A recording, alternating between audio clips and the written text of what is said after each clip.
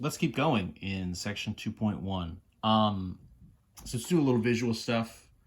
So let's do integers on the number line. The basics of it, right, is rather than, what we did in chapter 1 for our number line is we sort of started at 0, 2, 3, 4, 5, 6, yada, yada, yada. And we went off to the right, and those were our whole numbers. All we're going to do now is add sort of a mirror image and go off to the left.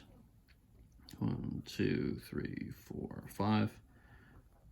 And those will be our negative values.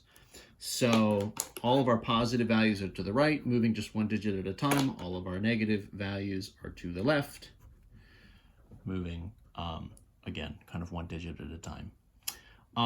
This is helpful because it gets you kind of to see what their sort of kind of relative value is, and it leads us into greater than and less than stuff.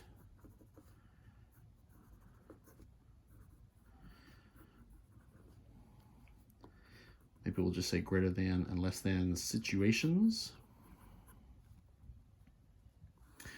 So in general, right, what we're going to see is any negative number will be less than any positive number. 0, of course, is in the middle. What that means is we get, to a certain extent, just to start off, maybe some things that are a little bit counterintuitive. For example, so say I have negative 50 versus, positive 5. Well, the idea here is that negative 50, because it's a negative, will be less than a positive 5 because it's a negative. So our greater than and less than here is about as kind of orienting on the number line. Anything to the left is going to be less than, anything to the right is going to be greater than. Or, two numbers relative to each other, right? Any number to the left is less than any other number to the right of it. So even though 50, right, has sort of a larger overall value, because it's a negative 50, it's less than 5. Again, if you think of this in terms of your bank account, for example, right, what situation would you rather have? A positive 50, $5 in your account, or a negative 50, that is, your account is overdrawn by $50. So sure, 50 is a larger number, more dollars, but it's heading in the wrong direction. So that would be kind of obviously a less than ideal situation, to make a terribly terrible joke. What else? Any negative will be less than any positive.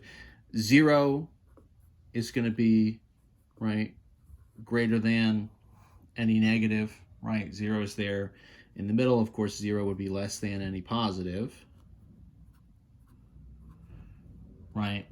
Where things start to get a little bit more interesting is if we compare two different negative numbers.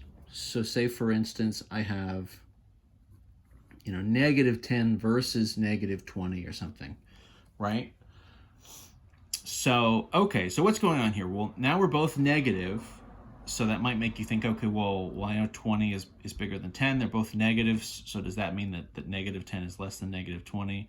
And the answer here is no, right? If we graph it, if we put it on the number line, right? That's is on the line, but it just looks like scribbles. So there's 0, right? Moving to the left, the further left we go, the bigger the values are going to get, right? So for us, we would hit negative 10 moving from 0 from, further to the left. We hit negative 10 before we hit negative 20. And so what that means for us is negative 10 is a larger number than negative 20. So that means, right, with our greater than less than, I'm going to have to write it negative 10 greater than negative 20. So for my negative values, in some sense, right, my negative numbers, the smaller the value, the greater the number, right? Because we're talking about, again, in terms, you're thinking about it in terms of how happy you would be to see this in your bank account. You would have a happier experience seeing minus 10 than minus 20. Still in the negatives, but like less negative than negative 20. So in theory, it's better.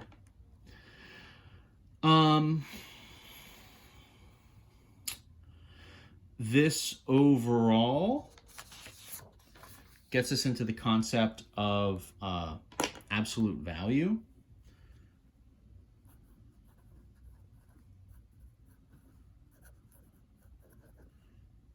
I'll mark here that we're still in 2.1. So the absolute value, I would think of as the size of the number, sort of ignoring your positive or negative signs. Your notation is going to be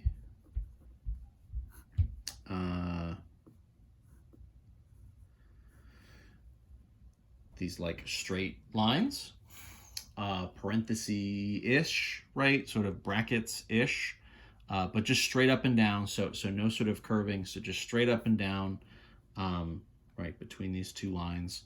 So this would be what we call the absolute value of A, whatever this value A is. And the rule is going to be the absolute value of a positive is just the number. So for instance, if I do right then, what's the absolute value of 24? 24, right? What we're looking at is what's the size of this number? What's kind of the magnitude of this number, right? Almost maybe in some sense, what's the weight of the number in like a gravitational sense or something? How much pull does it have? So a positive 24, the absolute value is 24. It's sort of worth 24 units. If we do the absolute value of a negative, what you're going to get is the positive version of that number. So that is, right, if I do the absolute value of negative 24, the absolute value would be positive 24. So the absolute value kind of ignores any negative signs that are like inside of it, right? You're just about what is the size of this number? What is the magnitude of this number? So you're kind of ignoring the the negative or positive. You're sort of ignoring if you're to the left or the right of the number line. It's really just a matter of saying, how far is this number from zero? And what you get here are some comparisons, right? So you get interesting things where you'd say, okay, so what about, the absolute value of negative 10, right, kind of compared to, let's do the absolute value of like positive 5. Right? So greater than or less than. So what happens here, right? If there were no absolute values on this, you would 100% say, well, negative 10 is less than positive 5, right? Negative 10 would be to the left of it on the number line. But if I start throwing my absolute values on here, well, now the absolute value of negative 10 would be positive 10. The absolute value of 5 is still just 5. So the value here, the overall weight, what we're going to find is 10 is greater than 5, right? So my absolute value, even though it's of a negative number, the overall size of the number, the magnitude, right? 10 is a bigger number in that sense than 5. So if I do absolute values around everything, what I'm going to find here is, the absolute value of negative 10 is greater than the absolute value of 5. Even though without those, right, negative 10 in some sense is a smaller number in that it's further to the left on the number line than a positive 5. Some of the language here is not great. Again, I like to think of the when I talk about how big is a number. To me, usually what that means when I'm sort of using that kind of language is I'm talking about how far away is it from zero. So a big number could be a big or a big positive or a big negative. A small number to me is going to be a number that's closer to zero, 1, 2, or some of our fractions when we get to that in chapter 4, 1/2, 1/10, things like that, positive or negative. If we start to throw, kind of all of this together and do some, more complex examples here just for a minute to kind of wrap up. Right? Again, just greater than, less than comparisons. So what we could start to do then is mix and maybe even do, the negative version of the absolute value of 15, versus the negative version of the absolute value of negative 9 or something. So now it starts to happen as you get, almost little kind of micro, order of operations-ish kind of problems. But you have to kind of watch a little bit. And so what's happening here? So I know the absolute value of 15 is 15. The negative now is on the outside. So the negative carries down. And so the real number that I'm left with once I do that, what's the size of 15 is 15, but it's the negative version of that. So that's a negative 15. Now compared to on the other side, so then this is the absolute value of negative 9 would be 9, but again, there's a negative on the outside. So you might say, right, at first glance, you'd say, well, this is a double negative, right? Negative and a negative is a positive. But the negative on the outside, you don't distribute into an absolute value. An absolute value is really its own thing. You're not going to distribute like you might if it was a parentheses. So the absolute value of your negative 9 is just 9. The negative on the outside, you're going to carry it down. So the numbers that we're really comparing in this case are the negative version of 15 versus the negative version of 9. For us now, of course, right, both of them are negative. So this is a matter of saying, okay, so in some sense, what, which number here is to the left and which is to the right. So negative 9 is the greater number, right? If both of these are negative, what you're going to get is 9 is the greater value here. It's further to the right on my number line. And so this is a case where it's sort of the negative absolute back in the original, the negative of the absolute of 15 is less than the negative of the absolute of negative 9.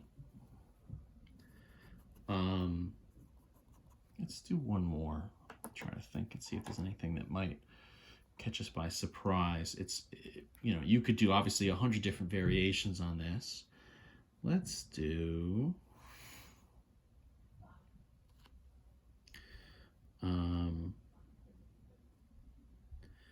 absolute value of negative 4 versus well, I tell you what, let's do the negative version of the absolute value of 4, something like that, right? In theory, we haven't really hit them yet, but this is sort of could end up being a 4 to 4 comparison. You could do greater than, less than. A third option is things could always be equal, right? But let's see if that's the case here. So I know, right, the absolute value of negative 4 would be positive 4, would just be 4. I've got also the absolute value of 4, which is 4, but here I do have the negative on the outside. So I have on the right, even though I'm sort of doing an absolute value of the positive number, getting a 4, but it becomes a negative 4. On the left, my negative is inside the absolute value, which means it then gets kind of swallowed up, and I'm left with just positive 4. So in this case, 4, of course, would be greater than negative 4, and then I can kind of transfer that back up to my original.